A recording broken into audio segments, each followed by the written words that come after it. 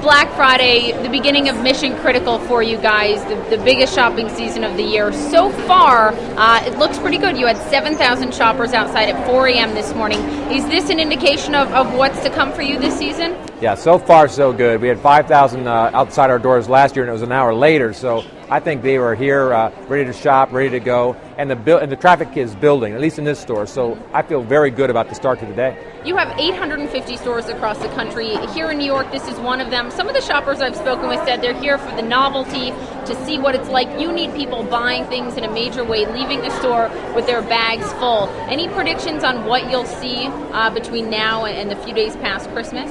Well, the good news for us, Macy's and Bloomingdale's, is that in our case, we have great momentum going into the fourth quarter. So we're up close to 5% on same-store sales for the year, which is a very big number on our size of company. So we're saying 3 to 4% for the fourth quarter, and I feel really comfortable with that prediction. And if we can have this day like in all of my stores as we're starting out here today, I'm going to be very happy.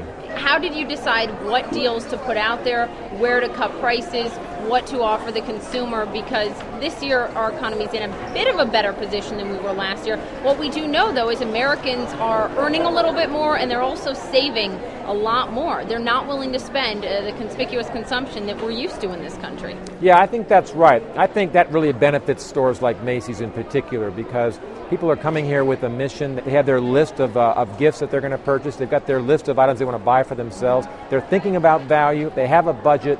And that all works within our overall strategies. What are they telling you? Your average customer, you have families in here, you have people in here from around the world. What are they telling you about their willingness to spend, Terry? Well, they're, like I said, so far our business has been very good. Today's off to a great start. They're zeroing in on the celebrity brands. I mean, the fragrance brands are very strong right now. And those are things that don't even go on sale. They're not on sale. They're and you don't have to buy them on the day after Thanksgiving, but they're lining up at the counter.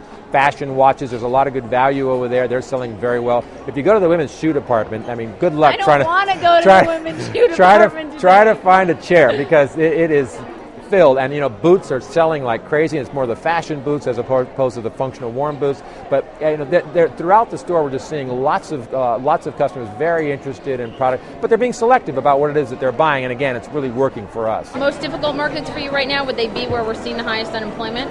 Yes, and I would say that would be California. Has been weaker than the other parts of the country. Higher unemployment. The housing market is very difficult in the state of California, and I think that relates to a more challenging business environment. It's still okay for us, but it's not nearly as good as the rest of the country. Finally, jobs. Obviously, you're hiring on a seasonal basis. How many people have you brought in for the holidays nationwide? How many full-time positions are you looking at filling? We brought in 65,000 new jobs for the period of October, November, and early December.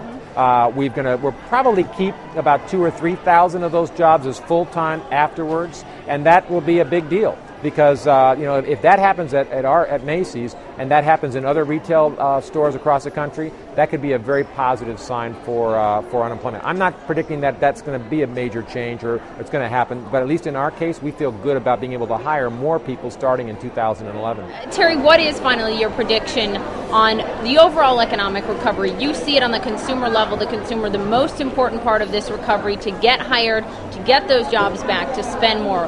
Where are we in this recovery? Well, the truth of the matter is, this economy is driven by consumption. 2/3 of GDP in America is driven by consumption. So if consumers are willing to spend and spend appropriately and not get into deep debt, if they're willing to do that, that is in fact what will lead us into a recovery and out of this unemployment challenge that we've all been facing. Because retail and restaurants offer 1 in 5 jobs in America. So if we start to recover, we start to hire, that's going to have a positive stake in the entire unemployment position. Where do you think we are in that now? I think we're at the very, very beginning of starting to see a turnaround. Really? And it will really depend on how we all finish the holiday season and then what the forecasts are for the early parts of 2010. And remember, of 2011. Remember, the first part of 2010 was actually pretty darn good.